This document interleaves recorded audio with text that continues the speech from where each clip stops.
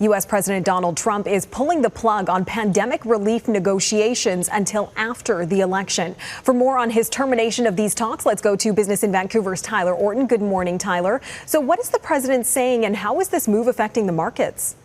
Well, a lot of mixed messaging, especially when you look at the global markets right now. They don't know what to make of different messages that we're getting from the U.S. president, because he initially said that U.S. House Speaker Nancy Pelosi was acting in bad faith during negotiations, pulling the plug and saying it'll have to wait until after the elections.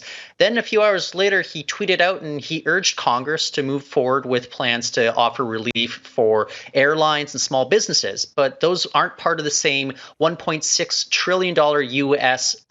package that had been negotiated with Pelosi and her team. So right now, realistically, Trump needs to gain traction amongst the electorate ahead of the U.S. elections if he wants, any chance to gain more votes. But ultimately, he's not going to get that happening if we're putting off negotiations until later. U.S. economy, if it's struggling, the Canadian economy struggles as well. So we'll have to wait and see what the ultimate impact is going to be and whether this is just a negotiation tactic on Trump's side. Absolutely. A lot to follow there. Okay. I want to ask you as well, Tyler, about Hootsuite, because it's let go of at least 2 employees, and that's proving to be controversial. What's this all about? Well, these 2 employees, they say that this has come after they had spoke up publicly against Hootsuite's deal with U.S. Immigration and Customs Enforcement. And the company had previously signed a contract to offer their products. They specialize in social media management. It was a $500,000 U.S. contract to support the controversial law enforcement agency.